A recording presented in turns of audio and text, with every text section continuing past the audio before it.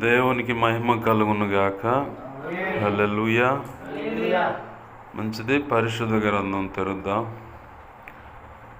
ఓ 2 లేఖనాలు చదువుకుందామండి. ప్రకటన గ్రంథము 2వ అధ్యాయము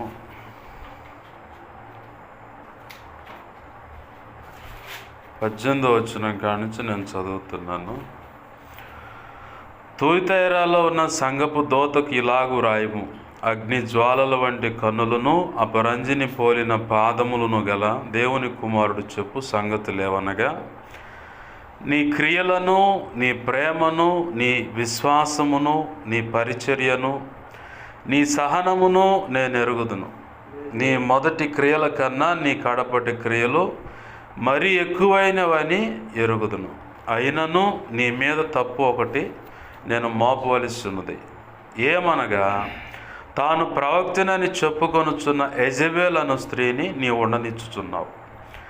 జారత్వము చేయుటకును విగ్రహములకు బలిచ్చిన వాటిని తినుటకునది నా దాసులకు బోధించుచు వారిని మోసపరుచుచున్నది. మారు మనసు పొందుటకు నేను దానికి సమయం ఇచ్చి తిని గాని అది తన జారత్వమును విడిచిపెట్టి మారు మనసు పొందనొల్లదు. ఇదిగో నేను దానిని మంచం పట్టించి దానితో కూడా వ్యభిచరించువారు దాని క్రియల విషయమై మారు మనసు పొందితేనే గాని వారిని బహుశ్రమల పాలు చేతును. దాని పిల్లలను నిశ్చయముగా చంపెదను. అందువలన అంతరేంద్రియములను హృదయములను పరీక్షించువాడను నేనే అని సంఘములన్నీ తెలుసుకొనును. మరియు మీలో ప్రతి వానికి వాని క్రియల చొప్పున ప్రతిఫలం ఇచ్చేదను. మరొక లేఖన భాగాన్ని చూద్దామండి. సెమీ క్రిస్మస్ అంటున్నారు కాబట్టి లూకా సువార్త 1వ అధ్యాయము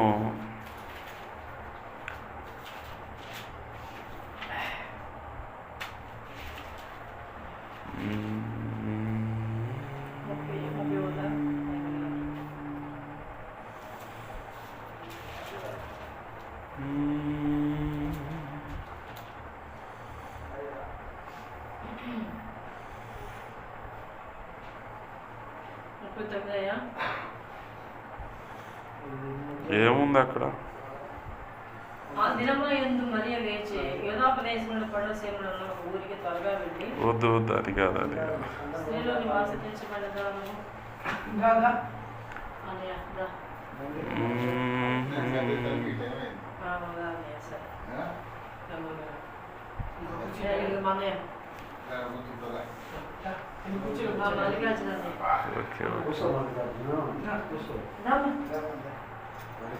అలా కూర్చోలో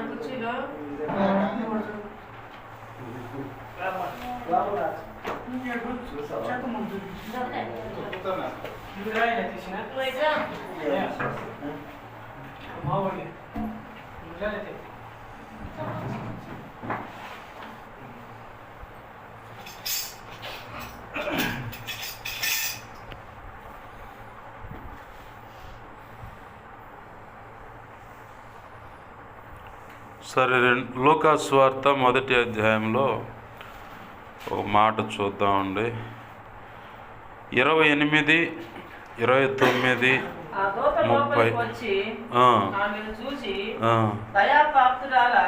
నీకు శుభము, ప్రభు నీకు తోడైనాడని చెప్పాను. ఆమె ఆ మాటకు బహుగా తొందరపడి ఈ శుభవచనం ఏమిటో అని ఆలోచించుకొని చుండగా దూత మరియా, భయపడకుము, దేవుని వల్ల నీవు కృప పొందితివి. ఆమేన్. చాలు, చిన్న మాట ప్రార్థన చేసుకుందాం. ప్రేమగల మా కన్న తండ్రి అయిన యేసయ్యా, నీకు వందనాలు, కృతజ్ఞతాస్తుతులు మా ప్రభువా.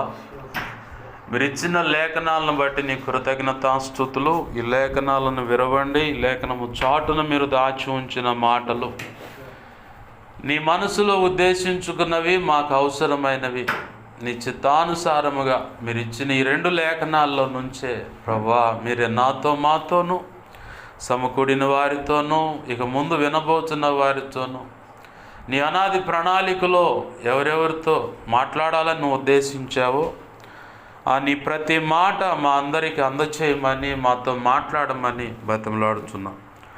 ఉపదేశాన్ని అడ్డగించాలని చూస్తున్న దుష్టుడు, వాడి దోతలు, చీకటి అంధకార శక్తులు, ఏ క్రియలు, ఏ అంధకార శక్తులు అವೆంత ప్రమాదకరమైన సరే ఇక్కడ చేరి ఉన్న బిడల మీద ఉన్న కీడు ఏదున్నా యేసు నామములో బంధిస్తున్నా. బలమైన నీ సన్నిధి, ప్రభావం, తేజో, మహిమ దేవా మా మధ్య నిత్యము యేసు నామములు ఇప్పుడు ఉండునుగాక. నీవే స్తుతి సింహాసనాసనుడవై ఉండి నీలోంచి ప్రభావం నలుదిక్కులకు యేసు నామములు ప్రబలిలి వెళ్ళునుగాక. నా చుట్టూరు, మా చుట్టూరు ఈ ప్రార్థనలోకి విస్తున్న ప్రతి ఒక్కరి చుట్టూ సిలువ రక్తపు కంచె, రక్షణ కంచె, అగ్ని కంచె నీ చేతి నీళ్ళు దాచిపెట్టి నాతో మాతో మీరు మాట్లాడిన, మాతో మీరుండి ఈ కాపుదల, ఈ గృహానికి, ప్రార్థనలోకి విస్తున్న వారికి ప్రభువా, ఈ సమాజం, ఈ గ్రామానికి కూడా నీ కృప ద్వారా ఈ కాపుదల దయచేయమని బతున్నాడు. నీవే అగ్ని ప్రాకారమై నీ పక్షం వహించిన నేను ఎంత బలహీనో నీకు బాగా తెలుసు. నీ మీదే అనుకున్నా, నీ కృప మీద ఆధారపడ్డా. నా సమస్త అవిధేయతలు, అతిక్రమ దోషాలు, ఆజ్ఞాతిక్రమాలు ఒప్పుకున్న క్షమించి నీ శిలువ రక్తంలో కడిగి పవిత్రపరిచి నీ అనాది సంకల్పంలో నిర్ణయించిన నీ ధారాళమైన నీ ఆత్మ నడిపింపు, బలమైన అభిషేకము, లేఖన ప్రత్యక్షత, ఆత్మ ప్రత్యక్షత, వాక్శక్తినిచ్చి ప్రభువా, ఇర్మియా 1:9, 10, 18 ప్రకారం నీ కృపనిచ్చి నీవే నాతో మాతో మాట్లాడమని బతిమలాడు. అన్ని విషయాల్లో కృప అనుగ్రహించమని చేరి వచ్చిన ప్రతి ఒక్కరి పేరు పేరున ఈ ప్రార్థనలోకి పిలుస్తున్న ఎవరి మీద పేరును బట్టి ఏ కీడున్నాను అవి చిల్లంగి, బాలమణి, చాతబడి, క్షుద్రపులు, వశీకరణ, విగ్రహ సంబంధించిన ఏ కీడును యేసు నామములో బంధిస్తున్నా.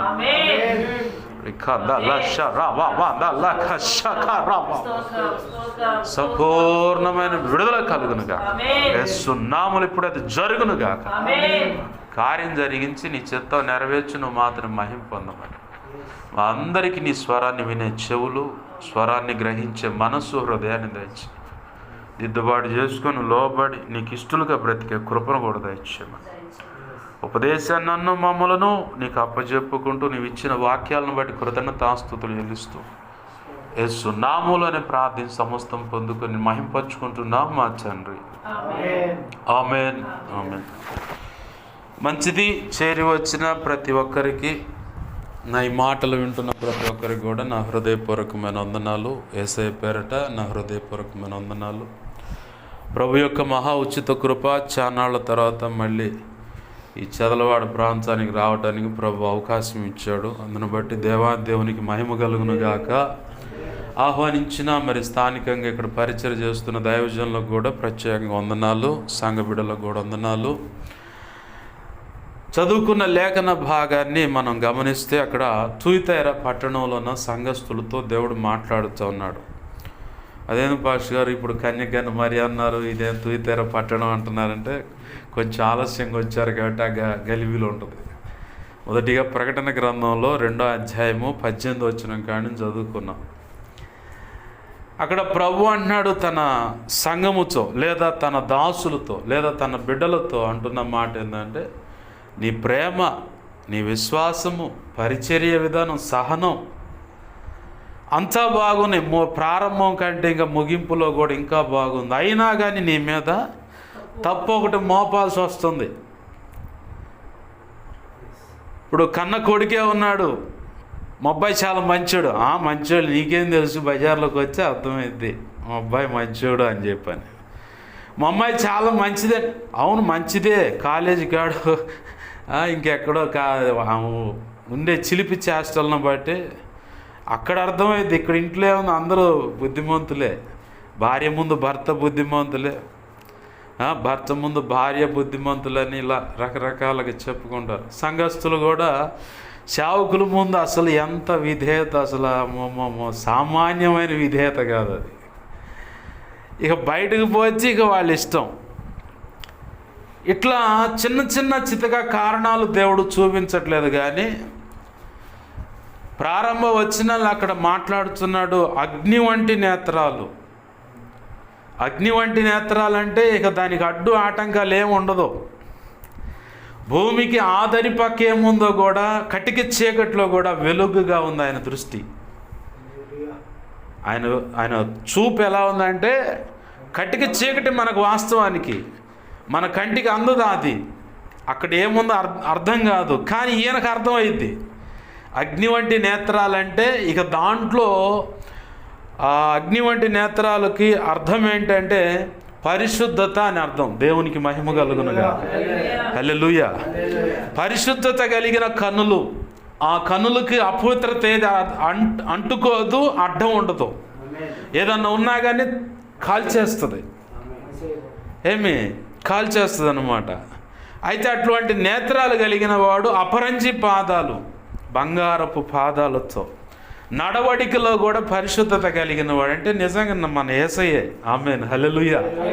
ఆయన అంటున్నాడు సంఘంతో, తుయతైరా సంఘంతో అంటున్నాడు, నీ ప్రేమను చూశాను, నీ విశ్వాసాన్ని చూశాను, నీ పరిచర్యను చూశాను, నీ సహనాన్ని చూశాను,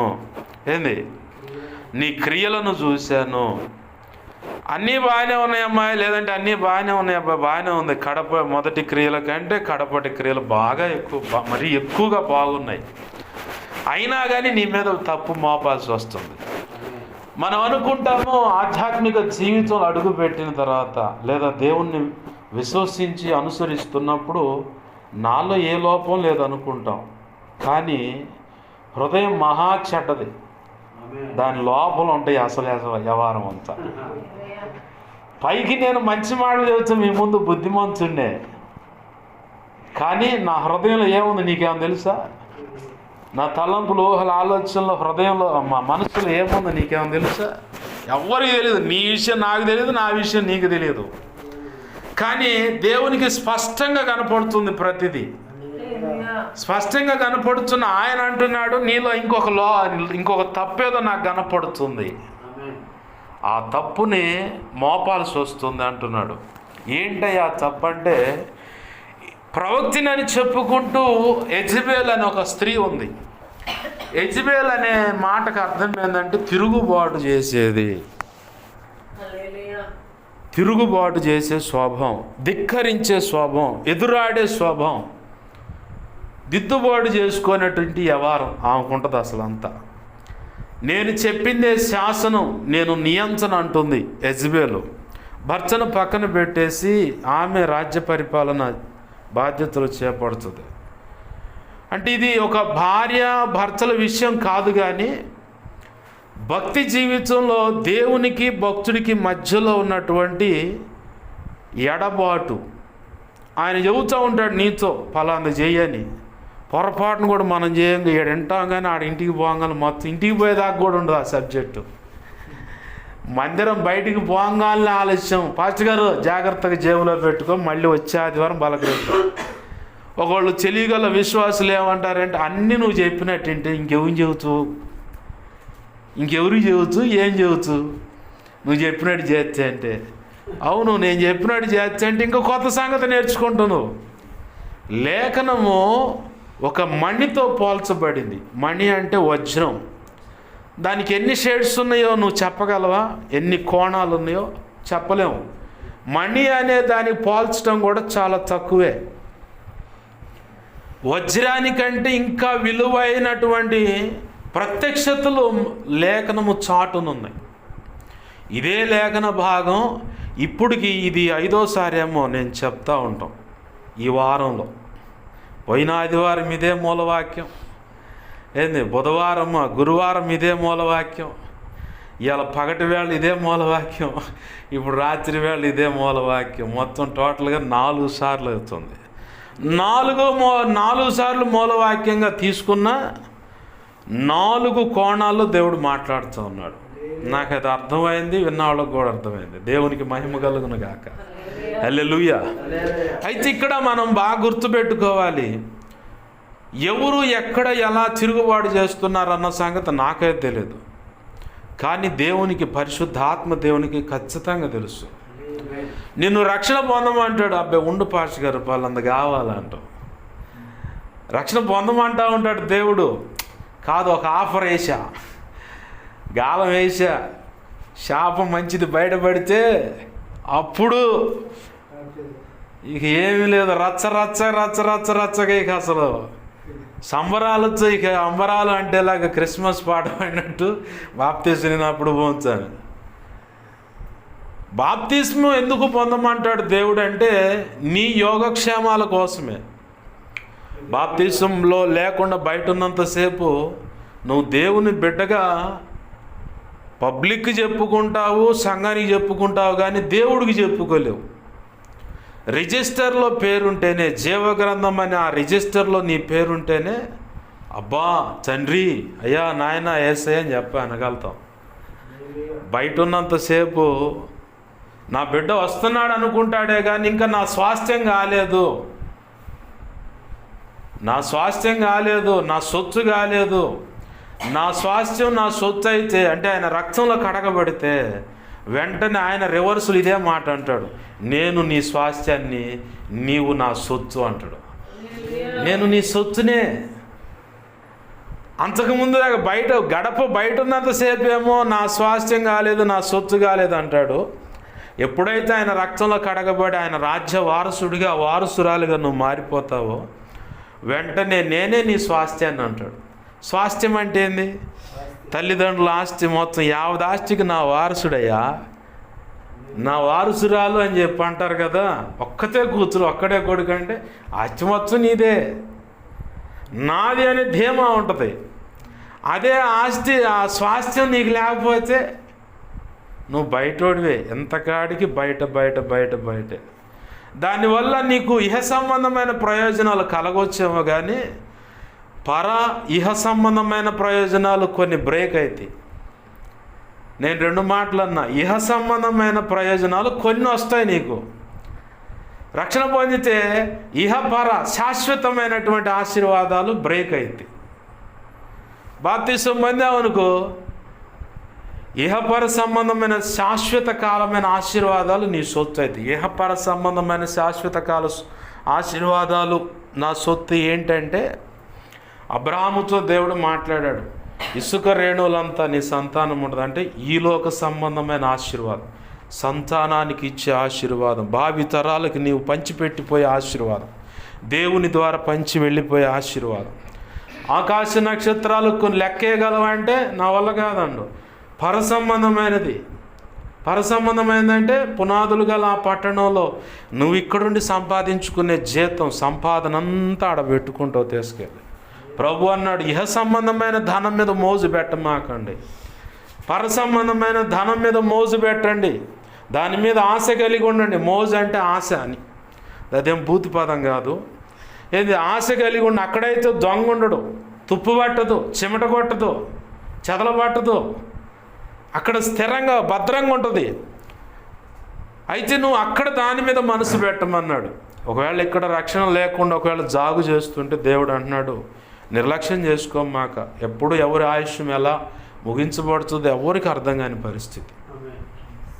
ఏంది బాప్తీసు అనుభవంలోకి వచ్చానుకో ఓ ధైర్యం ఉంటుంది. నేను ఒకవేళ ప్రభు చిత్తంలో పిలిచినా యేసయ్య దగ్గరికి పోతా కానీ ఇంకెక్కడికి పోనని ఒక కోణం. దేవునికి మహిమ కలుగును గాక. హల్లెలూయా.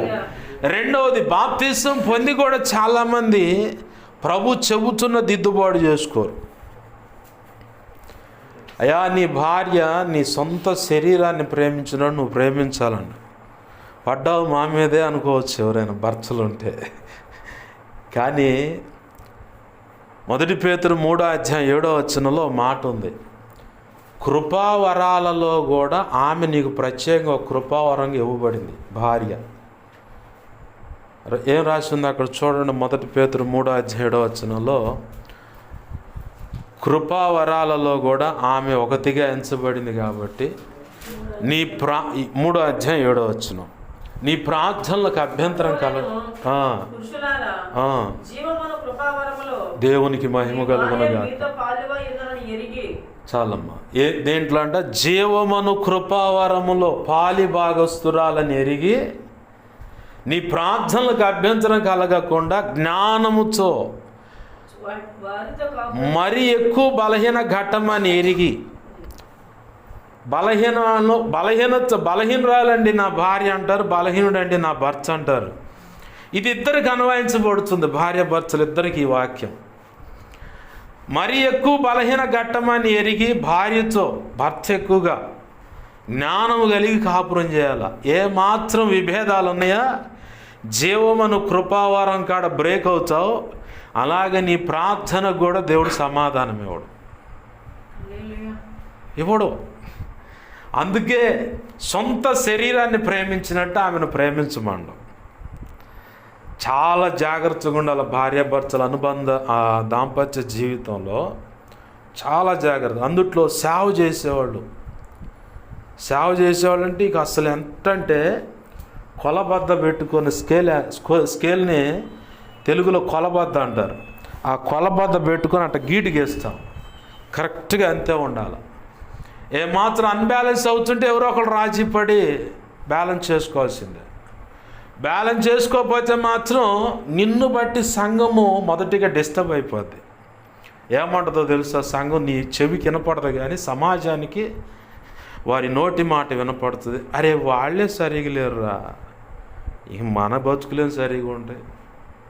ఎప్పుడు చూసినా వాళ్ళు ఎప్పుడు తగాదులు, ఏదో కారణం ఉంటుంది. అయితే ఇలాంటి సందర్భాలు కడుపులో పెట్టుకొని ప్రార్థన చేసే విశ్వాసుల ముందు జరిగినా పర్లేదు, కానీ అరాకొర విశ్వాసం కలిగిన వ్యక్తుల ముందు కనుక ఇలాంటివి ఒకవేళ తెలిసి ఉంటే వాళ్ళు మంచి 40-20 సైజులు వేస్తారు బ్యానర్లో. 40-20 సైజులో గుంటూరు జిన్నా టవర్ సెంటర్లో ఉంది బ్యానర్, నేను చూసాను. 40-20 సైజు అంత పెద్దగా టామ్ చేస్తారు. కాబట్టి దైవజనులు అన్నారు, సేవ అంటే కత్తి మీద నడక, చావు ఒకటే, కత్తి మీద నడక. కత్తి మీద నడక అంటే ఎటుపక్క భాష గారు అంటే పొదును ఎటుందో దాని మీదే నడవాల. భార్య అయినా భర్త అయినా లేదా సేవకుడైనా సేవకురాలైనా దాని మీద నడిస్తేనే, నడుస్తున్నప్పుడు ఇట్లన్నా తెగిపోద్ది, ఇట్లన్నా దిగిపోద్ది. అంత పర్ఫెక్ట్గా జాగ్రత్తగా ఉండాలి. సేవకుడి జీవితమైనా సేవకురాల జీవితమైనా వీళ్ళు దాంపత్య జీవితం మొట్టమొదటిగా ఫస్ట్ ఆఫ్ ఆల్ సమాజానికి కనపడేది వారి దాంపత్య జీవితం, నెక్స్ట్ కనపడేది సేవా జీవితం. మనం ఇక్కడే దేవుడు మనతో ఎన్నోసార్లు చెప్తూ ఉంటాడు, అయ్యా నీ భార్యతో ఇలా ఉండు, అమ్మ నీ భర్తతో ఇలా ఉండు, నీ భర్తని నువ్వు ప్రేమించాలి, లోబడాలి. ఒకళ్ళు అంటారు, ఏందండి వాడికి లోబడేది, వాడి ఎవరు నీకు తెలియదు, వాడెంత దుర్మార్గుడో తెలుసా. నేను చూసిన దాంపత్య జీవితాల్లో కొంతమంది చెప్పిన మాటలు ఇవి. అంటే నేను అక్కడక్కడ కౌన్సిలింగ్కి వెళ్తూ ఉంటాను, వెళ్ళినప్పుడు వాళ్ళ నోటి మాటలు చూడాలా. దుమ్ముకు దాన్ని మెలకుండా సైలెంట్గా దేవా యేసయ్యా స్తోత్రం ఏం చెప్పుకుంటానన్నా, ఏం చెబుతుంది అట్ట చెప్పుకున్నా. బాగా మనం గమనించాలి, ఒక భర్తగా భార్య నిన్ను ఓర్చుకున్నంతసేపే నువ్వు బజార్లో మొగుడివి కూడా, బజార్లో మొగుడివి కూడా. భార్య కనుక విసుగు చెంది నీ గురించి చెప్పడం మొదలుపెట్టిందంటే ఇక నువ్వు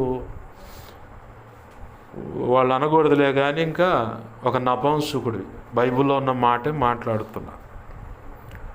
భార్య సిగ్గు విడిచి నీ రహస్య జీవితాన్ని బయటపెట్టిందంటే ఇంకేమీ లేదు, నువ్వు ఒక నపుంసకుడు అయినట్టేగా. అంత జాగ్రత్తగా ఉండాలి. నాకు తెలిసి మా స్వగ్రామంలోనే ఒక కుటుంబంలో 2 కుటుంబాలు వాళ్ళ భార్యలు చెప్పిన మాట ఏంటంటే, నేను ఇక్కడ ఉన్నప్పుడు చెప్పకూడదు కానీ తప్పట్లేదు, స్త్రీ యొక్క మర్మాంగంలోకి కర్ర, వాడు సెక్సువల్గా కలిసే ముందుగా కర్రను ఉపయోగపెట్టి ఇట్లా చేస్తే ఎలా ఉంది, అట్లా చేస్తే ఎలా ఉంది అంటాడంట. మా తాతయ్య గారి దగ్గరకు వచ్చి ఆడగూతులు ఇద్దరు బాబాయ్ అనుకుంటూ వచ్చాడు, జాచండి వాడు అని చెప్పాను. 2 భార్యలు. ఇప్పుడు అలా రహస్యాలన్నీ బయటకు తీసుకొచ్చి చెప్పిందంటే ఎంత విసుగు పుడితే భార్యకి చెప్పు. కాబట్టి మన గౌరవం ఏంటంటే గడప దాటనంత వరకే, గడప దాటిందంటే మన నపుంసుల కింద లెక్కే. దేవుడు అంటాడు, నిన్న ఆ అనుభవాలు నాకు చిన్నప్పుడు అన్నమాట, ఎంత 12-13 సంవత్సరాలప్పుడు విన్న మాటలై తాతయ్యతో వచ్చి చెప్తా ఉంటే విన్నా, అక్కడ అరుగు మీద కూర్చొని. ఇలా చేస్తాడు.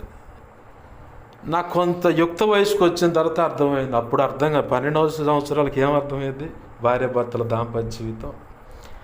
తర్వాత కాలంలోకి నేను అడుగులు వేస్తా, లోకంలో పరిస్థితులు చూస్తా, అనేక అనుభవాల పాఠాలు నేర్చుకుంటున్నప్పుడు కొన్ని దాంపత్య జీవితాలు చూసినప్పుడు దేవుడు అప్పుడు నేర్పాడు.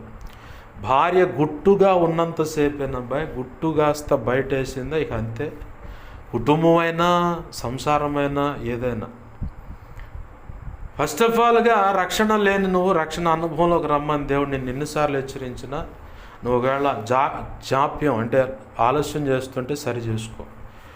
రెండవదిగా రక్షణ బాప్తిసం పొందిన నీవు సేవకుడినే టార్గెట్ చేసి దేవుడు చెప్తా ఉన్నాడు, నీ కుటుంబ జీవితం జాగ్రత్త. ఎన్నోసార్లు దిద్దుబాటు చేసుకోమని చెప్పుంటాడు దేవుడు. ఇలా ఉండకూడదు, ఇలా ఉండాలి భార్యాభర్తలు. ఎందుకంటే మీరు సమాజానికి అలాగనే నీ కుటుంబానికి కడుపును పుట్టిన పిల్లలకు కూడా మాదిరి. మీరే మాదిరి తప్పిపోతే మేమున్న కాలనీలో పెద్దోళ్ళు అంతే కేకలేస్తూ ఉంటారు, పిల్లలు కూడా అంతే కేకలేదు. ఓయ్ ఓయ్ ఓయ్ నేను వాక్యం చదువుతాను, నా ఆ వాయిస్ కంటే అయ్యే ఎక్కువ రికార్డింగ్ అవుతూ ఉంటాయి ఫోన్లో. ఇప్పుడు పిల్లగాడికి ఎలా భయం చెప్పాలా, కంటి చూపుతోనే భయం ఉండాలి. నేను చిన్నతనంలో ఒక చిన్న కుక్క పిల్లను పెంచాను.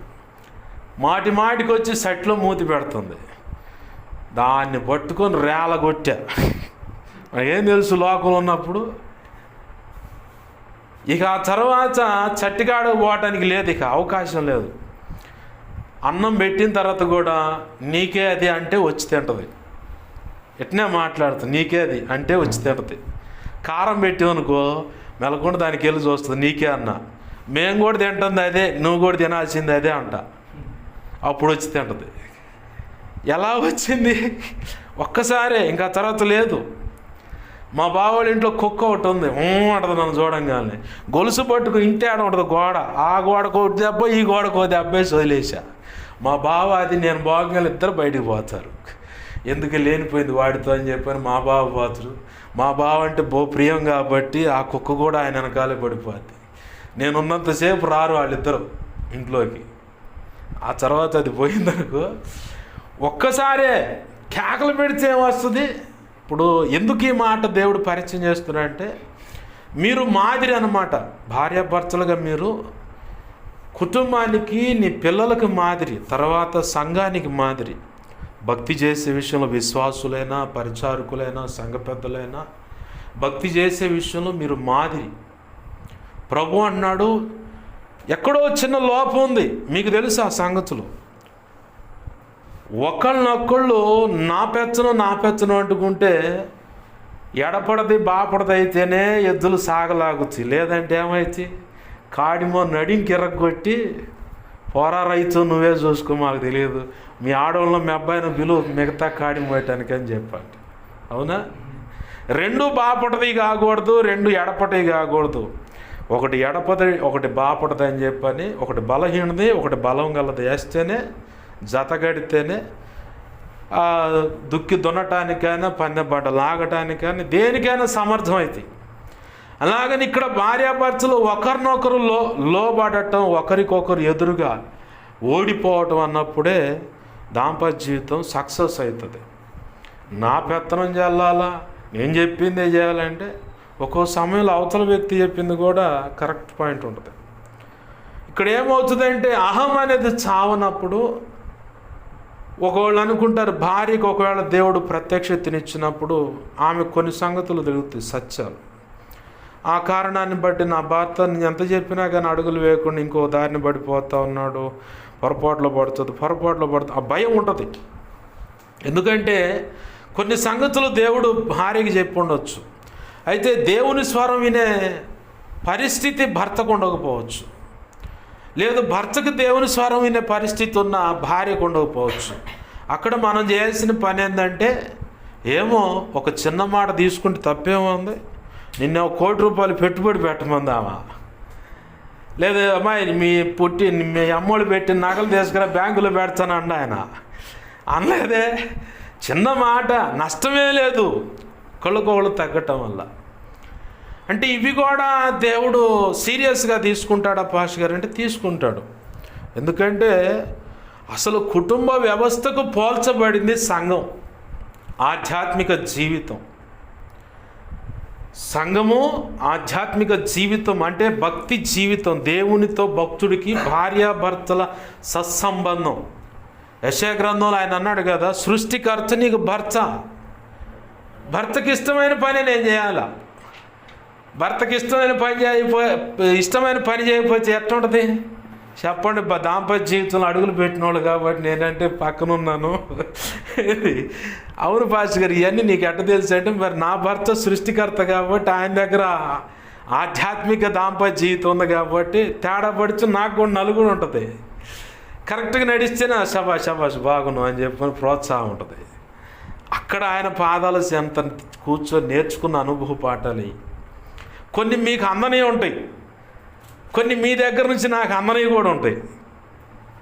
ఇంత దాంపత్య జీవితంలో అడుగులేచ్చండి, ఇంత లోతైన మర్మాలు ఎక్కడి నుంచి వస్తాయి నేను ఏదో మొత్తానికి ఏదో అనుకుంటారు కానీ ఏమీ లేదు. దేవునికి మహిమ కలుగును గాక. హల్లెలూయా. దాంపత్య జీవితానికి, ఆధ్యాత్మిక దాంపత్య జీవితానికి పోల్చబడింది భక్తి జీవితం. కాబట్టి చిన్న పొరపాటు ఉన్న ప్రభు సహించలేడు. ఎందుకంటే నిన్ను అలలారు ముద్దుగా కోరుకున్నాడు.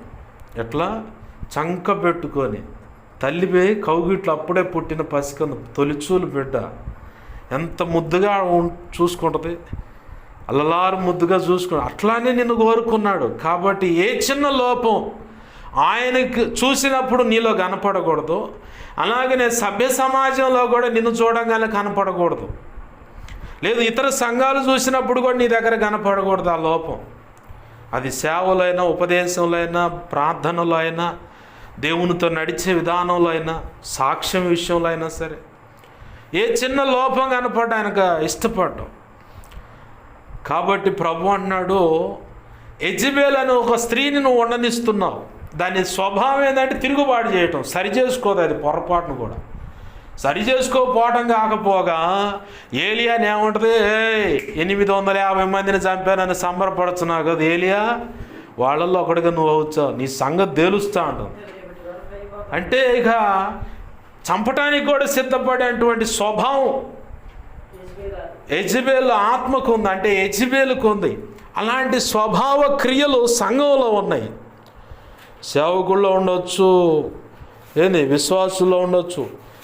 డైరెక్ట్గా వాళ్ళు చంపరు కానీ ఇండైరెక్ట్గా చంపుతారు మాటల యుద్ధంతో. కత్తి వంటి పోటు కలిగిన మాటలు అని చెప్పనుంది. మాటలతో కూడా మనిషిని మానసికంగా చంపేవారు ఉంటుంది. వాళ్ళు సత్క్రియలు చేస్తున్నా కానీ ఇది కరెక్ట్ కాదని నొప్పించి విశ్వాసులను బాధించేటువంటి సంఘ సేవకులు లేకపోలేదు. ఇది కూడా యెజబెలుకు సంబంధించిన ఒక దురాత్మ అన్నమాట. ఇలాంటి క్రియలను అనుసరించే వాళ్ళు కూడా ఉన్నారు. వాళ్ళతో పాటు ఈ యెజబెల్ ఆత్మతో కలిసి అలాగా నడుస్తున్న సేవకులతో కలిసి నడుస్తున్న విశ్వాసులు వాళ్ళు కూడా ఉన్నారు. కొంతమంది వాళ్ళ స్వప్రయోజనాల కోసం వాళ్ళు మారు మనసు పొందకపోతే మొత్తాన్ని వేసేస్తాను అంటున్నాడు దేవుడు. అలా శిక్షించడం వల్ల జరిగేది ఏంటంటే నేనున్నానన్న సంగతి వాళ్ళకు గుర్తుండదంట. నేను ఉన్నాను అన్న సంగతి వాళ్ళకు గుర్తుండదంట. దేవుడు తన ప్రజలతో ఉన్నాడన్న సంగతి ఏలియా ఉన్నప్పుడు అర్థమైంది, షడ్రక్ మేషక్ అబేద్నెగోలు ఉన్నప్పుడు అర్థమైంది. అలాగనే పౌలుతో కూడా దేవుడు ఉన్నాడన్న సంగతి చక్రవర్తులకు అర్థమైంది, ఓడలో ప్రయాణం చేసే వాళ్ళకి అర్థమైంది పౌలుతో పాటు. అలాగనే ఈ ప్రకటన గ్రంథం రాసినటువంటి యోహానుతో కూడా దేవుడు ఉన్నాడన్న సంగతి ఎన్నో శ్రమలు, ఇరుకు, ఇబ్బందులు అనుభవించిన తర్వాత చిట్ట చివర తీసుకువెళ్ళి పద్మాస్ దీవులో పడేశారు. ప్రభు జనమందు తనొక్కడే ఆరాధన చేసుకుంటుంటే ఆత్మవశుడైనప్పుడు దేవుడు అప్పటి వరకు మరుగైన సంగతులు కాస్త బయటికి తెచ్చాడు. ఆమేన్, హల్లెలూయా. మనం అనుకుంటా అప్పుడప్పుడు నేను ఒంటరిని అన్నప్పుడు అసలు నీకు ఎంత అవకాశం ఇచ్చాడు తెలుసా దేవుడు. భార్య పక్కన ఉందనుకో, భర్త పక్కన ఉండనుకో, లేదా ఎవరైనా సంఘస్థులే దగ్గర ఉన్నారనుకో, అయ్యా అది అమ్మ ఇదే అని చెప్పని కబుర్లు పెడుతుంటారు. అదే ఒంటరిగా ఉన్నప్పుడు మన బంధము అనుబంధం అంటే యేసయ్యతో కూర్చొని చక్కగా ప్రార్థనలో గడుపుతూ ఉంటే ఆయన దిగొచ్చి నీతో మాట్లాడుతూ ఉంటాడు. ఒంటరిగా ఎన్నోసార్లు దేవుడు నాతో మాట్లాడిన సందర్భాలు ఉన్నాయి ఏకాంత ప్రార్థనలో. అప్పుడప్పుడు నేను బాధపడ్డ రోజులు ఉన్నాయి, కానీ ఒంటరిగా ఉన్నప్పుడు ఏకాంత ప్రార్థనలో కూర్చున్నప్పుడు దేవుడే ప్రత్యేకంగా వచ్చి యేసయ్యే నాతో, ఇప్పుడు నేను నీతో ఎలా మాట్లాడుతున్నా అలా మాట్లాడుతాడు నాతో. నాకు ఉన్న వ్యక్తిగత అనుభవం. నిర్గమాకాండం 33:11 చదివించినట్లుగా ఒక స్నేహితుడితో మాట్లాడినట్టు మోషేతో నేను మాట్లాడుతానన్నాడు. సేమ్ అదే అనుభవం. ప్రతిరోజు నిద్ర లేవగానే పడక ప్రార్థన చేసుకోగానే ఆయన మాట్లాడితే ఆ నెక్స్ట్ నాకు నోటి మాట బయటకు వస్తుంది. అప్పుడు దాకా మౌనంగా ఆయన మాట్లాడిన దాకా కనిపెడుతూనే ఉంటాను. మళ్ళీ మందిరానికి వెళ్తాం, మళ్ళీ ఆడ ప్రార్థన చేసిన తర్వాత మళ్ళీ ఆయన మాట్లాడిన దాకా కూర్చుంటా. మళ్ళీ ఆయన చెప్పే సంగతులన్నీ మళ్ళీ ఇంటికి వస్తా. మళ్ళీ ఇంటికి వచ్చాం ఖాళీగా ఉండం, మళ్ళీ ప్రార్థన వాక్యమో లేదంటే చదవటం వింటమో, ఇదే పని. నీకంటే తప్పదురబ్బా, మాకు పనులు ఉన్నాయి, నీకు మళ్ళీ ఉంటే ఎట్టా అంటే, నీకున్న అవకాశంలోనే ఆ కొద్ది సమయంలో దేవునితో గడిపితే నా బిడ్డ తన స్వప్రయోజనాల కోసం కష్టపడినా ఆ ఒళ్ళు నొప్పులు, ఆ విసుగు, చేదరం మీద, అలసట మీద కూడా కొంత సమయం నా దగ్గర గడుపుతున్నాడు కాబట్టి నా కుమారుడు, నా కుమార్తె అని చెప్పి నేను సంతోషిస్తాడు. ఇలాగ గడపటం వల్ల కూడా నువ్వు కూడా ఇంకొక వ్యక్తికి సాక్ష్యం ఇవ్వగలుగుతావు. అయ్యా, ఒకప్పుడు నేను పనులు చేస్తా, దొరికిన అవకాశంలో కొద్ది సమయం నేను దేవుని సన్నిధిలో గడిపా, ప్రార్థన చేసుకున్నా, వాక్యం చదువుకున్నా, అలా దేవుని ఎదుట నమ్మకంగా ఉన్న దాన్ని బట్టి ఇదిగో ఇంత గొప్ప కృపనిచ్చాడు నాకు దేవుడు అని నువ్వు ఇంకొక వ్యక్తికి సాక్ష్యం ఇవ్వగలుగుతావు. అయ్యో ఉంది 5 నిమిషాలేనండి, ఏం చేస్తున్నా బాబా, ఎస్ స్తోత్రం, అమ్మ హల్లెలూయా అంటే అట్ట. ఇంకోళ్ళు చెప్పాలంటే ఆ కొద్ది సమయాన్ని కూడా దేవుని సన్నిధిలో సద్వినియోగం చేసుకుంటే పట్టజాలనంత ఆశీర్వాదాలు నీ సొంతం అవుతాయి. ఆమేన్, హల్లెలూయా. ఏంది మనం ఏం చేస్తాం, 5 నిమిషాలే కానీ అడ్డం పడతాం. ఆ 5 నిమిషాలు కూడా ఒక్క నిమిషం గడిపినా దేవుని సన్నిధిలో కౌంట్ అవుతూ ఉంటుంది. సమయం వ్యర్థంగా పోగొట్టుకోకుండా సద్వినియోగం చేసుకుంటుంది నా కుమారుడు, నా కుమార్తె అని చెప్పని ఆయన సంతోషిస్తాడు. అదే నాకు తెలిసిన ఒక సహోదరుడు ఉన్నాడు, పోలకోట్లో పోతూ ఉంటాడు. ఫస్ట్ గారు నేను దేవుని దూరం ఆపోయా బాబు, ఈ సాక్ష్యాన్ని బతకని అన్న, ఈ కొద్ది సమయాన్ని బతకని, ఆ సాక్ష్యాన్ని ఉంచుకో. ఇంకొక వ్యక్తిని ప్రోత్సహించడానికి, ఇంకొక వ్యక్తిని బలపరచడానికి ఆ సాక్ష్యం ఉపయోగపడుతుంది నీకు. పోలకోట్లు అంటే మామూలు చాకిరి కాదు, ఒళ్ళు పులిసిపోయిద్ది. ఇంటికి పోతాడు, స్నానం చేస్తాడు, 1 గంట వాక్యం ఉంటాడు, 1 గంట ప్రార్థన చేసుకుని పండుకుంటూ మళ్ళీ 5ంటికి లేచి పరిగెత్తుకుంటూ వచ్చాడు. ఏందబ్బా అంటే ఇప్పుడు వాక్యం కూడా చదువుతున్న పాస్టర్ గారు అంటాడు. దేవునికి మహిమ కలుగును గాక. హల్లెలూయా. ప్రభు అంటున్నాడు, నీ మీద ఒక నేరం మోపాల్సి వస్తుంది. ఏంటయ్యా నేరం అంటే, తిరుగుబాటు చనం ఉంది. దేవునికి నచ్చనటువంటి క్రియలు కొన్ని ఉన్నాయి. ఆ క్రియల వల్ల నీకు రావాల్సిన ఆశీర్వాదం బ్రేక్ అవటమే కాదు, దేవుడేమో పక్కన నిలబడి ఉన్నాడు. రక్షణ పొందిన వ్యక్తులతో మాట్లాడుతున్న మాట ఇది, సేవకులతో. నీకు రావాల్సిన ఆశీర్వాదము నీకు రాకుండా బ్రేక్ అయి ఉంది. పరిశుద్ధాత్మ దేవుడు పక్కన నిలబడి ఉన్నాడు. ఇప్పుడు నీలో లేడు, పక్కన ఉన్నాడు. పక్కనుంటే ఏమవుతుంది పాస్టర్ గారు అంటే, పక్కనుంటే 2 నష్టాలు ఉన్నాయి. ఒకటి, ఆయన నీలో ఉండటానికి నీ హృదయంలో కావాల్సినంత దిద్దుబాటు, పరిశుద్ధత లేదని ఒక అర్థం. రెండవది, పక్కనున్నాడంటే నిన్ను పశ్చాత్తాపంలోకి నడిపించి సైడ్ అయిపోతాడు. సైడ్ అయిపోతే ఇక రాడా అంటే వస్తాడు.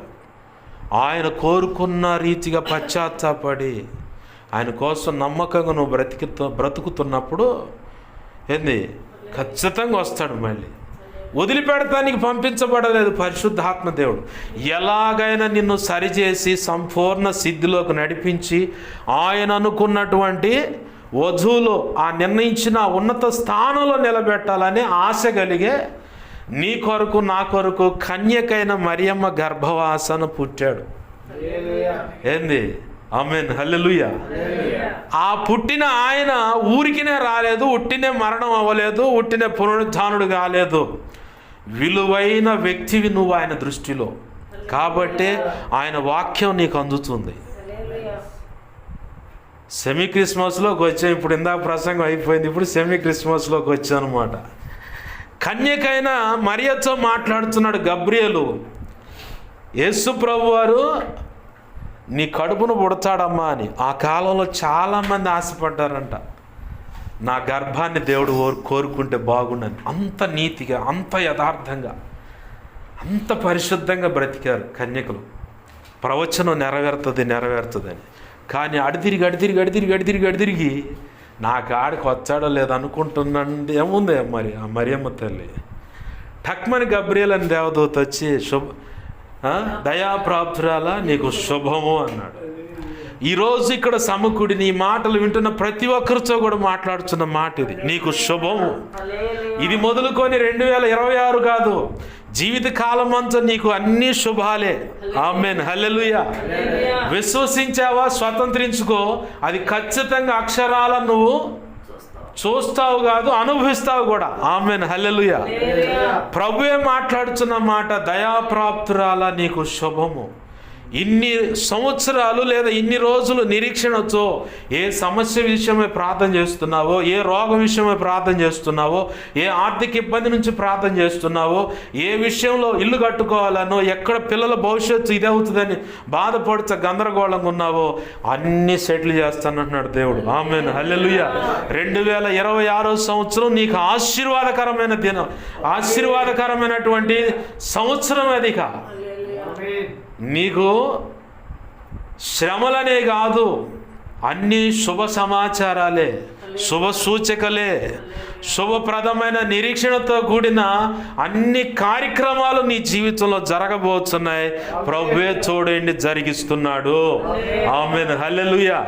కన్యకైన మరియమ్మ ఎలా అయితే కాచుకొని ఉందో, నా గర్భాన్ని వాడుకుంటాడేమో దేవుడు, నా గర్భాన్ని వాడుకుంటాడు. నా ప్రార్థనకి ఈ సంవత్సరం సమాధానం వస్తుందా, ఈ రోజన్న సమాధానం వస్తుందా, నా పరిస్థితి మారుతుందా, నా సంగతి ఏంటని చెప్పని గందరగోళంగా ఉన్నావు కదా. మరియమ్మ గనక ఎలా అయితే కనిపెట్టుకొని ఉందో, రక్షణ బాప్తీస అనుభవంలోకి వచ్చి నువ్వు కూడా అలాగనే కనిపెట్టుకొని ఉండు. 2026 సంవత్సరం నీకు ఆశీర్వాదకరమైన సంవత్సరం. ఆమేన్, హల్లెలూయా. ప్రభు అంటున్నాడు, ఇదిగో కన్యక గర్భవతి కుమారుని కనును, ఆయనకి ఇమ్మానుయేల్ అని పేరు పెట్టబడుతుంది. ఆమేన్, హల్లెలూయా. ఇది మొదలుకొని 2026 కాదు, ఈ భూమి మీద ప్రభు నిర్ణయించిన ఆయుష్కాలం అంతటి వరకు ఇమ్మానుయేలుగా ఆయనే నీకు తోడే నడిపిస్తాడు. ఆమేన్, హల్లెలూయా. ఆయన నీకు తోడే ఉండటానికి వచ్చాడు. మనం అనుకుంటా అనేక రకాల గలిబిలి గందరగోళ తొంగి చూసుకుంటా, దేవుడు నా పక్కన లేడు, ఉంటే నాకెందుకు ఈ శ్రమలు. నీకు విషయం తెలుసా, ఆ శ్రమల్లో నీకు ఓర్పు నేర్పుతాడు, నిరీక్షణ నేర్పుతాడు, విశ్వాసం నేర్పుతాడు. ఆయన దగ్గరకు వచ్చి ప్రార్థన ఎలా చేయాలో నీకు నేర్పుతాడు, విజ్ఞాపన చేయటం నేర్పుతాడు. ఆ గాయంలో తొందరపడి ఇంకోసారి అట్లాంటి అడుగు లేకుండా ఇలాంటి పరిస్థితుల్లో పోకుండా ఉండాలని నేర్పుతాడు. ఏంది అనుభవ పాఠము, అనుభవ జ్ఞానాన్ని నేర్పటమే కాదు, ఆ శ్రమలో కూడా నీకు ఆశీర్వాదం ఇస్తాడు. ఆమేన్, హల్లెలూయా. చాలా ఇరుక్కుంటుంది, ఏముండదు ఇంట్లో. ఎట్లా? ఆ మధ్యకాలంలో ఒక యవనస్తుడు, ఇప్పుడు దైవజనుడు, ఆయన దైవజనుడు అయ్యాడు. ఇప్పుడు పాత బస్తీలో గొడవలు అయితే కరువు అంతా ఏముంటుంది, కర్ఫ్యూ, కనబడితే కాల్చివేత. వాళ్ళమ్మ కదిలితే ప్రార్థన, ఊరికామ పద్దాలు ప్రార్థన. ఈ యొక్క సాక్ష్యం చెప్పి నా మాటలు ముగిస్తాను. పద్దాలు ప్రార్థన అంటే, అరే ఆగురా, ఏలియాని కాకుల చేత పోషించిన దేవుడు నా దేవుడు, ఎలా అయినా పోషిస్తాడా. ఆమేన్, హల్లెలూయా. ఎలా అయినా పోషిస్తాడు, ఆగు అని చెప్పంటే ఊరికో పిచ్చి దానిలో పద్దా. మా అమ్మ ఎప్పుడు చూసిన పేదన ఏం ప్రార్థన చేస్తానే ఉంది. ఆ కర్ఫ్యూలో ఒకళ్ళు వచ్చి తలుపు కొట్టారు. ఎవరో చూడని చెప్పనగానే పోలీసు వాళ్ళు, వీళ్ళెవరో మీకు తెలుసా అని చెప్పాను. తెలుసండి, పక్క కొట్టాను. సరే మీ ఇంట్లో ఉంటాను, వండిస్తారంటే వండిస్తాను. అంతకుముందు ఆ తల్లి మాట జరిగింది, రే కాకుల చేత కాకపోయినా కాకి చొక్కాల చేతనా నా యేసయ్య పోషిస్తాడు రా అని చెప్పని ఒక మాట. పోషించడు, కనబడితే కాల్ చేస్తారు, పోషించడంట అని చెప్పి అంటున్నాడు ఈ యవనస్తుడు. ఉడుకునెత్తుడు కదా. మనం కూడా అప్పుడప్పుడు ఇదే డైలాగులు వాడుతూ ఉంటాం. చేర్చడు, ఏం చేర్చడు, ఎట్టుంటే ఇంత గందరగోళం కొట్టి చేర్చడు అంట దేవుడు. అయ్యా నీ సమస్య పరిష్కారం అయితే ఏందండి అయ్యా ఇన్ని సంవత్సరాలు ఏమైనా మాట వింటుందా, వాడు ఏమైనా మాట వింటాడా, ఈ అయ్యేయ్యా అబ్బాయి వాళ్ళ సంగతి నీకు బాగా తెలీదు, వాడంత మూర్ఖుడు ఇంకొకడు లేడు, అంత కఠినుడు ఎట్ట మారుతాడంటే మారుతాడు యేసయ్య మాట్లాడితే. ఆమేన్ హల్లెలూయా. ఇప్పుడు 18 లోకాసు వార్త 18లోన ఉంది, అన్యాయస్తుడైన న్యాయాధిపతి ఆమె ఎన్నిసార్లు పోయింది, ఇసుకిచ్చిందంట. ఏంది మనుషులకు భయపడను, దేవుడికి భయపడను, ఏమైంది వదిలిపెట్టకుండా విసిగిస్తుంది, ఏదన్నా కానీ న్యాయం చేయాల్సిందని. మరి అట్లాంటి వాడి మనసు మార్చినప్పుడు నీ సమస్యను ఎందుకు పరిష్కరించడు దేవుడు? ఖచ్చితంగా పరిష్కరిస్తాడు. మనం విశ్వసించిన దాన్ని బట్టి పొందుకుంటాం మనం. ఆమేన్ హల్లెలూయా. ప్రభు ఏమన్నాడు, నీ విశ్వాసమును బట్టి కార్యం జరుగుతుంది. శతాధిపతి ఏమన్నాడు, అయ్యా నా ఇంటికి రావాల్సిన అవసరం లేదు, నువ్వు ఒక్క మాట చెప్పాను. ప్రభు ఆశ్చర్యపోయి, నేను ఎంతమందిని చూశాను, ఎట్లాంటి విశ్వాసం ఎక్కడ నేను చూడాలి. నీ విశ్వాసాన్ని చూసి కూడా ఒక ఆడగూతురుగా, ఒక ఆడపిల్లగా, ఒక మగవాడిగా, ఒక యవనస్తుడిగా నిన్ను చూసినప్పుడు కూడా దేవుడు ఇంత విశ్వాసం అని ఆశ్చర్యపోవాలి. బళా నా మంచి దాసుడు అంటమే కాదు, నా ప్రియుడవు, నా ప్రియురాలు అని కూడా అనాలి ఆయన. ఆమేన్ హల్లెలూయా. ఏంది ఆ యవనస్తుడు అంటానే ఉన్నాడు. వాళ్ళు వచ్చారు, అయ్యా మాది చిల్లర కొట్టు, సరుకులు వేసుకుంటే వచ్చలు అన్నారు. సరే వేసుకోండి అమ్మా అని చెప్పని సరుకులు వేసుకున్న దాకా ఉండి అయిపోయింది. ఆ చల్లి యవనస్తుడికి వెళ్ళి చూస్తుంది, ఎరా చూసివా ఆనాడు ఏలి అని కాకులతో పోషిస్తే ఈనాడు మన కుటుంబాన్ని ఈ కాకి చొక్కాలను వాడుకొని పోషిస్తున్నాడు. ఇదిరా నా దేవుడు అంటే, దేవునికి మహిమ కలుగును కదా. హల్లెలూయా. విశ్వాసం ప్రార్థనను బట్టి దేవుడు ఒక మాట నీకు రిలీజ్ చేశాడంటే అది చేస్తాడు కాబట్టి నీకు అందించాడు. ఆ మాట నీ చెవిని పడేలా చేశాడు, నీ హృదయంలో భద్రపరిచాడు. అదే ఆయనకి చేతగాని పని చెయ్యను అన్న మాట అయితే నీకు చెప్పడు. చెయ్యను అన్న మాట అయితే ఇది కాదని చెబుతుడు. నేను చేస్తాను అన్నాడంటే నువ్వు ఎంత వాటికి ఆ మాటను స్వీకరించి స్వతంత్రించుకుంటా అన్నది మాత్రం గడప కాడ మనం ఎలా అయితే యేసయ్య సన్నిధిలో కాచుకొని ఉంటామో అలాగ నీ హృదయ వాకిటి కాడ కాచుకొని చూస్తూ ఉంటాడు ఆయన. ఆమేన్ హల్లెలూయా. ఆయన అంటున్నాడు, ఈ సంవత్సరం నీకు అన్నీ శుభాలే. ఎండింగ్కి వచ్చిందిగా పాస్టర్ గారు అంటే ఈ సంవత్సరం కాదు, ఇక ముందున్న 2026 సంవత్సరం. ఇంకేందుంది 2 వారాలే ఉంది అంతే. రేపు గురువారం, ఆ పై గురువారమేగా జనవరి 1లోకి వెళ్ళిపోతాం. ఏంది నీకు 2026 సంవత్సరంలో అన్ని ఆశీర్వాదాలే. దేవుడే నీకు తోడే ఉంటానన్నాడు. మొదటిగా దేవుడు చెప్పిన మాట వినండి, పొరపాట్లు ఏమైనా ఉంటే సరి చేసుకోండి. దేవుడు కృపనిస్తాడు. యేసయ్య అన్న మాట, కఠినాన్ని కోరుకుంటున్నావా, మరణాన్ని కోరుకుంటున్నావా అంటే కాదు, కనికరాన్నే కోరుకుంటున్నా. ప్రభు అన్నాడు, వాళ్ళ మనస్సును నా వైపు తిప్పుకొని నన్ను వెదికిన ఎడల కన్నీరు విడిచి ఉపవసించి వస్త్రములు కాక హృదయాలను చింపుకొని నన్ను వెతికితే నేను వాళ్ళకు దొరుకుతానన్నాడు. ఆమేన్ హల్లెలూయా. జరిగిన పొరపాటు యొక్క తీవ్రతను బట్టి ఆ మాట చెప్పాడు ఇజ్రాయేలీలతో. ఈరోజు ఈ మాటలు వింటున్న నీ జీవితంలో ఏ పొరపాటు, ఆ పొరపాటు యొక్క తీవ్రత స్థాయి ఎంత ఉంది, దేవుని ఎంత రీతిగా కోపడతాడు అన్నది దృష్టిలో పెట్టుకొని కన్నీరు విడిచి ఉపవసించి ప్రార్థన చేసి దేవుని పాదాలు పట్టుకుంటే ఖచ్చితంగా ఆ పొరపాటు అనేది, ఆ తప్పు మోపటం అనేది తీసివేసి ప్రభు అనుకున్న ఆ ఉన్నత ఆశీర్వాదం వైపే నిన్ను నడిపిస్తాడు. ఆమేన్ హల్లెలూయా. మొదటిగా ఇది. రెండవది, ఆయన నీకు తోడై ఉండి నడవాలని, నీతోనే ఉండాలని. ఒకానొక ఘడియలో కాలం చెల్లిపోయిన తర్వాత తీర్పు దినాన క్రీస్తు న్యాయపీఠం దాటి వెళ్ళి పరలోకంలో తండ్రి అయిన సింహాసనం యేసయ్యకి ఇస్తే ఆ సింహాసనం నీకు ఇవ్వాలని ఆయనతో పాటు నీవు వీరు ఇరువురు మనమంతా కలిసి నిత్య రాజ్య పరిపాలన చేయటానికే ఇక్కడేం తోడుగా ఉంటాడు, అక్కడేం పక్కన కూర్చొని పరిపాలన చేస్తూ ఉంటాడు. అంత ఉన్నతమైన ఆశీర్వాదానికి నువ్వు పిలువబడ్డావు. అందుకే ఆయన దిగివచ్చి కన్యక మరి గర్భవాసన పుట్టి నీ కొరకు నా కొరకు మనందరితో పాటు ఏంది తోడై ఉన్నాడు, త్యాగం చేశాడు. అది అయిపోయింది.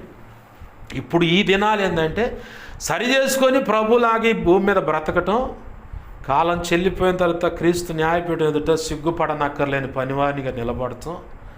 తండ్రి ఎదుట, తండ్రి అని దేవదూతలు ఎదుట బళా నా మంచి దాసుడా, మంచి దాసురాలని నా బిడ్డలయ్యా వీళ్ళు అని చెప్పని అందరి ఎదుట సంతోషంగా నిన్ను బట్టి నన్ను బట్టి మనందరిని బట్టి ఆయన తండ్రి ఎదుట తలెత్తుకునేలాగా ఉండాలి మనం. అందుకే కోరుకున్నాడు మనల్ని. అందుకే ఈరోజు మనతో కూడా మాట్లాడు, నేను నీకు తోడై ఉన్నా, ఇమ్మానుయేలుగా ఉన్నా. ఇమ్మానుయేల్ అంటే దేవుడికి మనకు తోడై ఉన్నాడు అని అర్థం.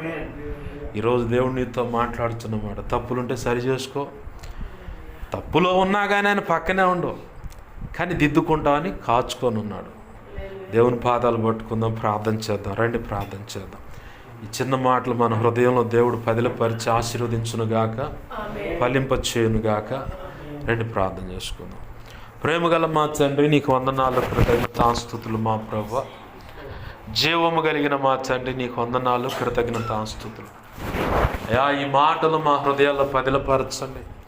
ఏ మాటలో ఎక్కడ దేవా ఇదిగో తండ్రి, ఏ విషయంలో అయ్యా మేము ఏ విషయంలో అయినా పొరపాట్లు ఉన్నామేమో, నువ్వు అంటున్నావు నీ ప్రేమ, నీ విశ్వాసము, నీ క్రియలు, నీ సహనము, నీ పరిచర్య అన్నీ నేను చూస్తున్నాను, అంతా బాగుంది. మొదటి క్రియ కంటే కడపటి క్రియ కూడా మరీ ఎక్కువగా బాగుందన్నావు. అయినా నీ మీద నేరం మోపాలనుకుంటున్నా అంటున్నావు ప్రభు. వీళ్ళ నా జీవితంలో ఈ మాటలు వింటున్న బిడ్డల యొక్క జీవితంలో ఏ పొరపాటు ఉన్నా అయ్యా అయ్యా అయ్యా ఒప్పుకుంటున్నా, క్షమించండి అయ్యా. మరి ముఖ్యంగా రక్షణ లేని బిడ్డలు రక్షణ పొందమని సెలవిస్తున్న దాన్ని బట్టి అయ్యా జాగు చేస్తుంటే నేరం మోపుతున్నాను అంటున్నావు. రక్షణ పొందిన బిడ్డల్లో కూడా భార్యాభర్తల విషయంలో మరి ముఖ్యంగా కుటుంబం అయ్యా, కుటుంబము జీవితమే ఇదిగో తండ్రి, నీకు మాకు దాంపత్య జీవితం ఉంది ప్రభు, ఆధ్యాత్మిక దాంపత్య జీవితం అది. అయితే ఈ భూమి మీద కుటుంబం అనేది అయా పిల్లలకు అయా సభ్య సమాజానికి మాదిరిగా ఉంది. అలాగే సేవకులుగా ఉన్న దంపతులైన వారు అయా సంఘ బిడ్డలకు మాదిరిగా ఉన్నారు. ఎక్కడైనా సాక్ష్యం పోగొట్టుకున్న పరిస్థితులు ఉంటే క్షమించయ్యా. యా యా యా యా భార్యాభర్తలుగా సమాధానం లేని పరిస్థితి ఉంటే అయ్యా అయ్యా క్షమించు, సరి చేసుకోవటానికి సహాయం దేవా. అయ్యా అయ్యా ఇదిగో ఒకరికొకరు లోబడి ఒకరికొకరు సఖ్యతతో ముందుకు అడుగులు వేయటమే కుటుంబ దాంపత్య జీవితం. భార్యకు తెలియని భర్త దగ్గర ఉండొచ్చు, భర్తకు తెలియని భార్య దగ్గర ఉండొచ్చు, కానీ సమాధానంగా అయ్యా ఇదిగో అడుగులు వేసినప్పుడే ఆ కాపురమైన కుటుంబమైన పిల్లల భవిష్యత్తు అయినా భక్తి జీవితమైన సేవ అయినా సరే సఫలత కలిగి ఉంటుంది ప్రభువా. ఈరోజు అయ్యా మీరు మాట్లాడుతున్నారయ్యా, నాతో కూడా మాట్లాడుతున్నారయ్యా. అయ్యా అయ్యా ఇదిగో తండ్రి, కుటుంబం విషయంలో చాలా విలువ పాటించాలని అయ్యా సేవ చేస్తుండగా ఇదిగో తండ్రి మేము సంఘానికి సభ్య సమాజానికి మాదిరిగా ఉంటామయ్యా. ఎక్కడ మాదిరి తప్పినా సంఘం ఎగతాళి చేస్తుంది, సమాజం ఎగతాళి చేస్తుంది అయ్యా. అయ్యా ఇడు ఇంట్లో చెల్లడు, ఈమె భర్త మీద పెత్తనం చేస్తుంది మగరాయిలాగా అని చెప్పని నలుగురు సంఘ బిడ్డలు కూడా నవ్విపోతూ ఉంటారు ప్రభు. దీనికి కారణం మేము ఇచ్చిన అవకాశమేనయ్యా. సరైన రీతిగా బ్రతకక అయ్యా ఇదిగో చాలా చులకనైపోయి ఎదుటివారికి ఇదిగో తండ్రి హేళనకు కారణమయ్యాం. మా పొరపాట్లేనయ్యా, దిద్దుకుంటున్నాం ప్రభు, సరి చేసుకుంటున్నాం అయ్యా. అయ్యా అయ్యా భర్తగా నా బాధ్యత నేను నిర్వర్తించాలి, భార్యగా నా బాధ్యత నేను నిర్వర్తించాలి, సేవకుడిగా నా బాధ్యత నేను నిర్వర్తించాలి, సేవకురాలుగా నా బాధ్యత నేను నిర్వర్తించాలి, సంఘ పెద్దగా పరిచారకులు విశ్వాసులుగా మా బాధ్యతలు మేము నిర్వర్తించాలి ప్రభు. అప్పుడే సక్సెస్ అనేది మేము చూడగలుగుతామయ్యా. సమాధానం, నెమ్మది, సంఘములో క్షేమాభివృద్ధి, వర్ధలత, ఆత్మల రక్షణ, ప్రయోజకరమైన పాత్రలు సిద్ధపడి భూదిగాంతుల వరకు వెళ్ళి సేవ చేసేటువంటి పాత్రలు మేము సిద్ధపరిచి నడిపించగలుగుతాం ప్రభు. అయ్యా అయ్యా కొద్ది మందనికే సరిగా మాదిరిగా మేము లేకపోతే అయ్యా రానున్న దినాల్లో గొప్ప సంబంధం మా చేతికి అప్పచెప్తే మేమేమి చేయగలం ప్రభు. అయ్యా బుద్ధిహీనతలుంటే క్షమించు, యెజబెలు వలె తిరుగుబాటుతనం ఉంటే క్షమించు అయ్యా, లోబడని సరి చేసుకుని తనం ఉంటే క్షమించు ప్రభువా. ప్రభువా సహాయం చేయి.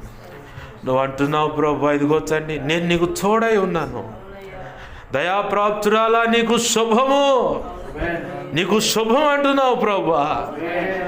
మా జీవితాలు మేము తొంగి చూసుకుంటే, మా హృదయాలు మేము తొంగి చూసుకుంటే అయ్యా ఏదో ఒక మట్టి, ఏదో ఒక మురికి ఉంది. లేకుండా లేదు. కానీ నువ్వు మాత్రం మమ్మల్ని బహుగా ప్రేమించి దయాప్రాప్తురాలా నీకు శుభం అంటున్నావు, దయాప్రాప్తుడా నీకు శుభం అంటున్నావు ప్రభా. యా నేను నీకు తోడై ఉన్నాను అంటున్నావు ప్రభా. ఇమ్మానుయేలుగా నేను నీకు తోడై ఉన్నాను. ఇదిగో తండ్రి, లేఖనంలో నువ్వు చెబుతున్నావు, ఇదిగో చెట్టుకు మంచు ఎలా అయితే కమ్మి ఉంటుందో అలాగ నేను అతనికి ఉంటానంటున్నావు. 2026 సంవత్సరానికి ఈ పరిచర్యకు దేవుడిస్తున్న వాగ్దానం ఇది.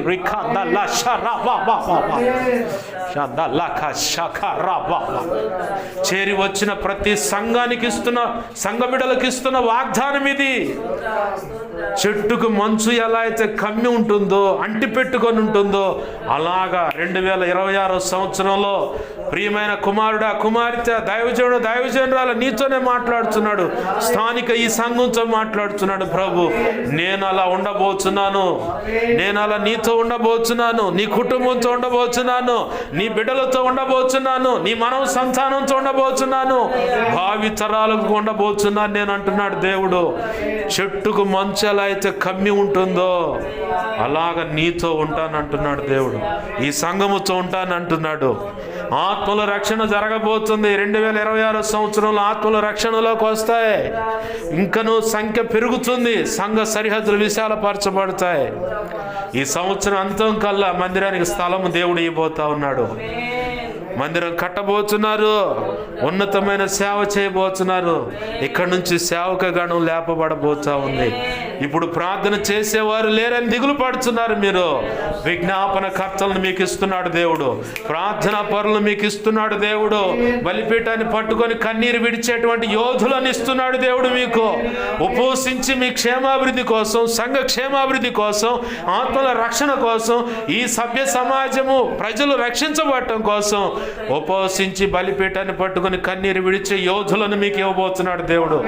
రానున్న 2026 సంవత్సరంలో అది మీరు అక్షరాల చూస్తారు. ఇంకొన మెండైన కృప మీ మీద పోయబడింది, మెండైన కృప మీ మీద పోయబడింది, దైవజనులుగా మీ మీద పోయబడింది. యేసు నామములో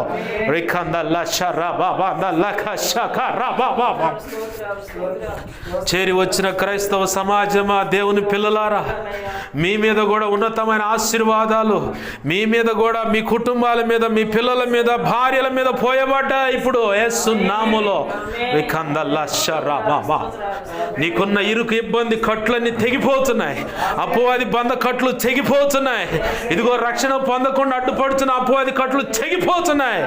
నోరు తెరవనటువంటి నోరు, ఇదిగో నాలుక సడలింపు చేయబడి యేసు నామములో దేవుణ్ణి మహిమపరచబోతున్నావు. ప్రార్థన ధారాళంగా చేయబోతున్నావు నువ్వు. దేవుడు ఇంకా నీపై ప్రార్థనాత్మను కుమ్మరిస్తున్నాడు, విజ్ఞాపనాత్మను కుమ్మరిస్తున్నాడు. ఇంతకాలము నాకు బాధ్యత లేదనుకుంటున్నావు, ఇదిగో బాధ్యత నీవే స్వతంత్రించుకొని మరి మోకాళ్ళేసి ప్రార్థన చేయబోతున్నావు. ఈ సమాజం కోసం, ఈ సమాజంలో నా ఆత్మల కోసం ప్రార్థన చేయబోతున్నావు. నా మోకాళ్ళు వంగవు కదా అంటున్నావు. హబక్కు గ్రంథం 3:18-19 వచనాల ప్రకారము ప్రభు నీకు కృప కలుగు చేస్తున్నాడు. ఆమేన్. యేసు నామములో ఖచ్చితంగా నువ్వు మోకాళ్ళేస్తావు, నువ్వు మోకాళ్ళేస్తావు, నిలువు మోకాళ్ళ మీద ఉండి ప్రార్థన చేస్తావు. నువ్వు చూస్తావు అది, నువ్వు చూస్తావు అది. యేసు నామములో రిఖాందల్లా షరా బాబా. నీ భార్య నీ దగ్గరకు వస్తుందయ్యా దైవ సహోదరుడా. రానున్న దినాల్లో మీరు దేవుని సేవ చేయవలసి ఉంది. నీ భార్య నువ్వు హక్కును చేర్చుకో. ఖచ్చితంగా దేవుడు కార్యం చేయబోతున్నాడు, సంతానం ఇవ్వబోతున్నాడు. నీవు నీ భార్య కలిసి వీరితో పాటు దేవుని సేవలో ఉండబోతున్నారు, దేవుని సేవ చేయబోతున్నారు మీరు. ఖచ్చితంగా ఇది నెరవేర్చబడబోతోంది.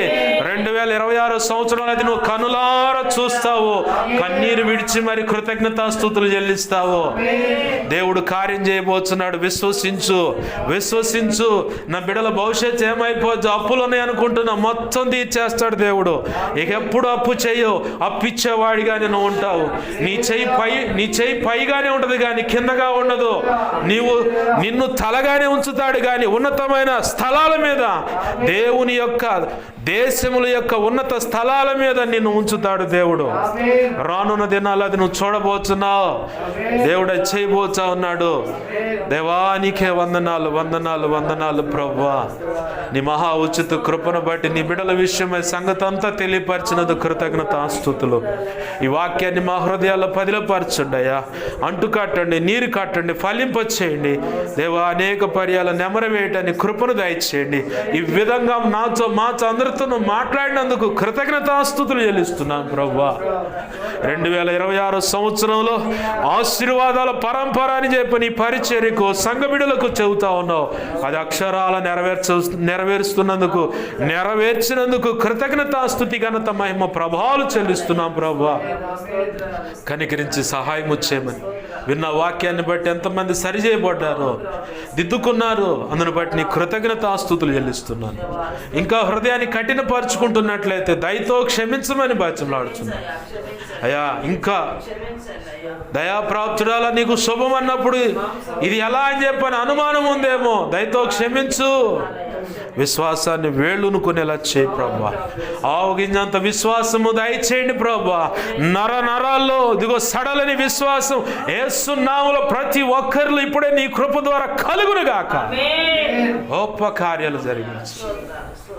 చీకటి అంధకార శక్తుల బంధకాలను సంపూర్ణంగా యేసు నామములో ఇప్పుడే విడుదల కలుగునుగా. గొప్ప కార్యాలు జరిగించు. నీవే తోడు నడిపించి నీ చిత్తం నెరవేర్చు. నువ్వు మాత్రం మహిమ పొందు. నీ వాక్యాన్ని హెచ్చించుకుంటున్నావు, నీ నామాన్ని ఘనపరుచుకుంటున్నావు. మాకు మా మీద ఇంకెవరికైనా కళలో, నిద్రలో, దర్శన, స్వప్నాలు చూపించబడు సమస్త చీకటి శోధనలు వాటి ప్రభువుని యేసు నామములో బంధిస్తున్నాను, లయపరుస్తున్నాను. బంధించి లయపరిచిన కృతజ్ఞతాస్తుతులయ్యా. మాకు మా మీద ఇంకెవరికైనా కళలో, నిద్రలో, దర్శన, స్వప్నాలు చూపించబడు సమస్త మంచి కళ్ళ, మంచి దర్శనం, మంచి స్వప్నం, నిద్రలో చూసి సమస్త మంచి యేసు నామములో త్వరపెట్ట జరుగునుగాక, నెరవేర్చబడునుగాక. త్వరపెట్ట జరిగేలా చేసి నెరవేర్చిన కృతజ్ఞతాస్తుతులయ్యా. మా కోసం, నా కోసం ప్రార్థించమని అడుగుతున్న బిడ్డలు ఉన్నారు. మా సంగతి దైవజనుడు తెలియపరిచి ప్రార్థన చేయించమని, దైవజనుడు మా సంగతి తెలియపరచమని అడుగుతున్న బిడ్డలు. అందరి అవసరత అక్కరత నీ కృపచేత యేసు నామములో తీర్చబడునుగాక. నా కోసం, మా కోసం, పరిచర్య కోసం గతంలో ఇప్పుడే నీకు ముందని ఉపవసించి వ్యక్తిగత కుటుంబ ప్రార్థన చేస్తున్న బిడ్డలు ఉన్నారు. అనేక రీతులుగా అందరినీ దీవించండి, దర్శించండి, రక్షించండి. ఆధ్యాత్మిక, భౌతిక, ఆర్థిక, ఆరోగ్యపరంగా కొలతలేని దీవెనలిచ్చి బలపరిచి అభిషేకించి నీ సేవలో గొప్పగా వాడుకోమని యేసయ్య ఉన్నతనంత శక్తిగల నామంలోనే ప్రార్థించి 2 తిమోతి 1:12 ప్రకారం నన్ను మమ్మల్ని చేతులు తప్పచెప్పి నీ నామాన్ని గొప్ప చేసుకుంటాను. కృతజ్ఞతాస్తుతులు చెల్లించి మహింపరుచుకుంటున్నాం మా తండ్రి. ఆమేన్. ఆమేన్. ఇప్పుడు మన తండ్రి అయిన దేవుని ప్రేమయును, ఆయన ప్రియకుమారుడైన యేసుక్రీస్తు వారి కృపయును, పరిశుద్ధాత్మ దేవుని అన్యోన్య సహాయ సహవాసము సమకూడిని ప్రార్థనలోకి ఇస్తున్నా. అలాగే సార్వత్రిక సంఘంలో ఉన్న సకల పరిశుద్ధులకు నిత్యత్వము చేరు పర్యాంతరం సదాకాలము చూడండి నడిపించునుగాక. ఆమేన్. యేసు రక్తమునకేచే, ప్రవేశు రక్తమునకేచే, ప్రవేశునామను సంపూర్ణమైన విజయం కలుగునుగాక. ఆమేన్. అపవాది వాడి దూతలు చీకటి అంధకార శక్తులు ఎంత ప్రమాద మాంత్రిక ప్రయోగ క్రియలైన వీటన్నిటికీ అనంతనాశ సర్వనాశనం నిత్యనాశనం కలుగునుగాక. ఆమేన్. యుద్ధం యెహోవాది. ఆమేన్. హల్లెలూయా, హల్లెలూయా, హల్లెలూయా. అందరికి వందనాలు. ప్రభు యొక్క మహా ఉచిత కృప మనందరికీ చూడండి నడిపించునుగాక. ఆమేన్.